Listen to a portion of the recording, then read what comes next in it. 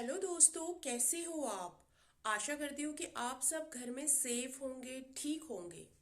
जैसा कि आजकल का माहौल चल रहा है, तो ये वीडियो आप क्यों देख रहे हो? क्योंकि आपने थंबनेल में पढ़ा कि एक सक्सेसफुल टीचर कैसे बना जा सकता है। हाँ, तो आप बिल्कुल सही जगह पे सही वीडियो में आए हो। और आप इस वीडियो को पूरा देखना, ताकि सारे के सारे टिप्स मैं आपको दे सकूं।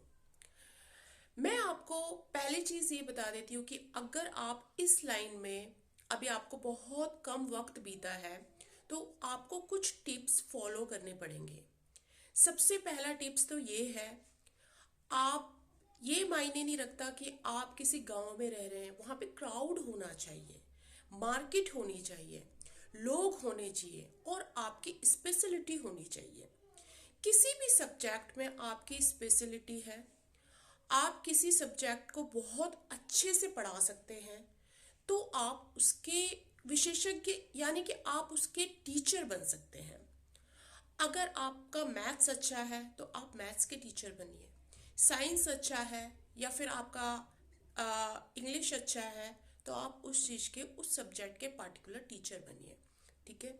कई टीचर्स अपनी अर्निंग बढ़ाने के लिए मल्टीपल सब्जेक्ट्स पढ़ाने लग जाते हैं, लेकिन उनकी स्पेशलिटी किसी भी सब्जेक्ट को लेकर नहीं होती है। वो सिर्फ एक अर्निंग का साधन बनाते हैं और बच्चों को कुछ पता नहीं होता। कईयों के पेरेंट्स जो है वो इलिटरेट होते हैं, पढ़े लिखे नहीं होते हैं ज़्यादा, तो उनको इस चीज़ का ज्ञान नहीं होता। तो हमेशा कोशिश कीजिए अच्छा टीचर बनने के लिए। आपको पहले वो सर्विस देनी है, क्योंकि बच्चे आपके पास इसलिए ट्यूशन पढ़ने आ रहे हैं ताकि उनको ज्ञान मिले। जिस सब्जेक्ट के अंतर्गत वो आपसे कुछ क्वेश्चन पुट कर रहे हैं, पूछ रहे हैं, ये नहीं है कि आप खुद ही उसमें उलझ जाएं। आपको उस चीज का पूरा ज्ञान होना चाहिए, फिर आप दूसरों को पढ़ा पाएंगे। आपको पता होना चाहिए, अगर मैथ्स का कोई सम सॉल्व करना है तो आपको उसका मेथड पता होना चाहिए। ये नहीं है कि आपने सोच लिया और आपने बिन सोचे समझे ट्यूशन के बच्चों को बुलाना शुरू कर दिया। आपको सबसे पहले उनकी बुक्स, उनका सिलेबस जानना आपके लिए बहुत ज़रूरी है। ठीक है। फिर आप जब उनका सिलेबस, आप प्राइमरी सेक्शन को पढ़ाने के लिए सक्षम हो, या फिर आप 10th क्लास तक या 12th तक या अबाउट टू 12th, तो आपको इन चीज़ों का ध्यान रखना है। पहले आप उसका सिलेबस जान लें, उसके बाद जो है आप बच्चों को पढ़ाएं। ठीक है। बेकार में उनका समय खराब ना करें। अब दूसरी बात करते हैं यहाँ पे फीस की। अगर आप फ्रेशर हैं, एक्सपीरियंस्ड हैं, तो आप जानते ही होंगे। और अगर आप फ्रेशर हैं और अभी आपने नया नया कदम रखा है इस फील्ड में, तो आपको फीस और एक्सपीरियंस्ड टीचर्स के मुताबिक आपको कम रखनी होगी।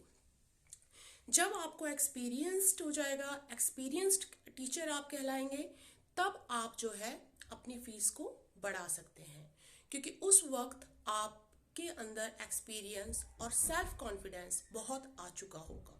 तो आप फीस भी उस तरीके से ले सकते हैं।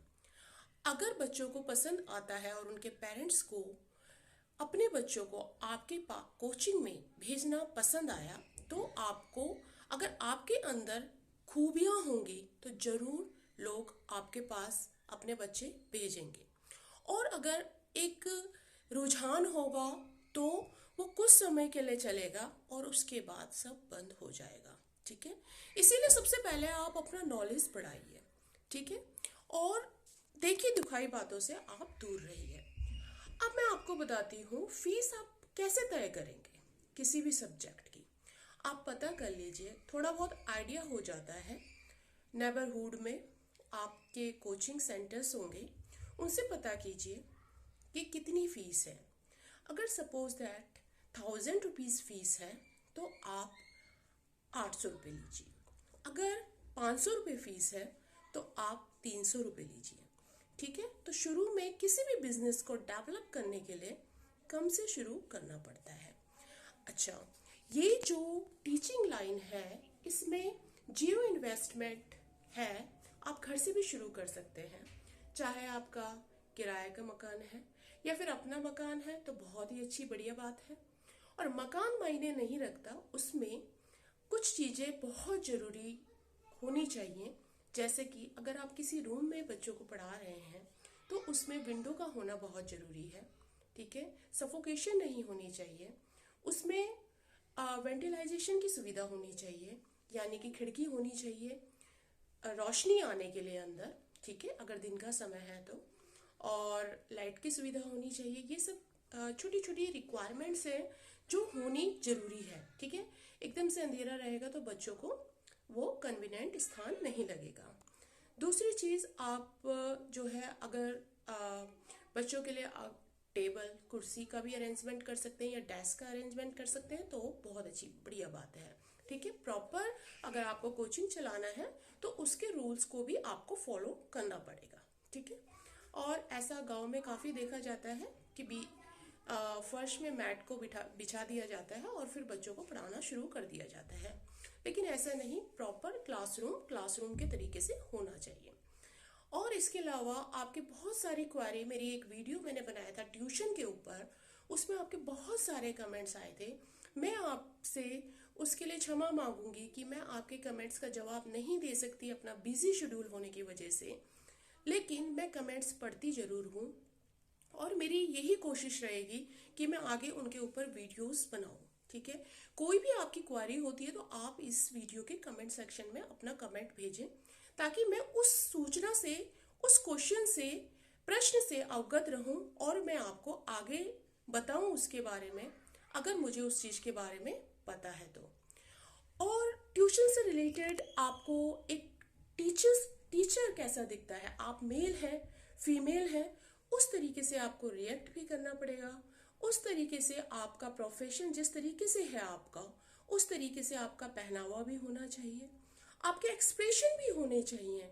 जो दिखता है वो ही रियल लगता है। तो अगर आप एज अ टीचर आपको दिखना है, आप पढ़ा रहे हैं, तो आपको टीचर की तरह आपके अंदर वो चीज़ें भी, एक्सप्रेशन भी आपके अंदर वो ही होनी चाहिए, ठीक है। और दूसरी चीज़, आपको बच्चों को बिल्कुल प्रताड़ित नहीं करना है बहुत ज़्यादा। अगर आप छोटे बच्चों को पढ़ा रहे हैं तो आपको, अगर आप एक गृहिणी हैं और आपने नया नया शुरू किया है तो आपको चिल्लाना नहीं है। एक टीचर नर्मता का, पोलाइटनेस का पूरा ध्यान रखता है।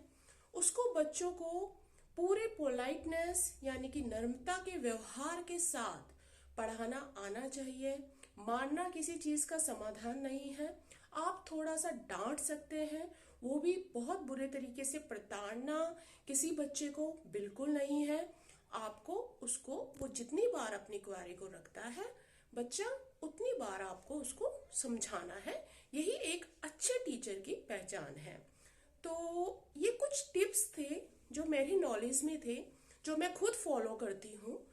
और डियर पेरेंट्स, फीमेल्स, मेल्स, जितने भी टीचर्स हैं, आई मीन, आपने अगर नया नया विजिट किया है इस चैनल पर तो आप प्लीज़ आपसे मेरी विनती है, आप इस चैनल को जरूर सब्सक्राइब करें, साथ में घंटी का बटन जरूर दबाएं ताकि आगे की वीडियोस बनाने के लिए मुझे मोटिवेशन मिलता रहे।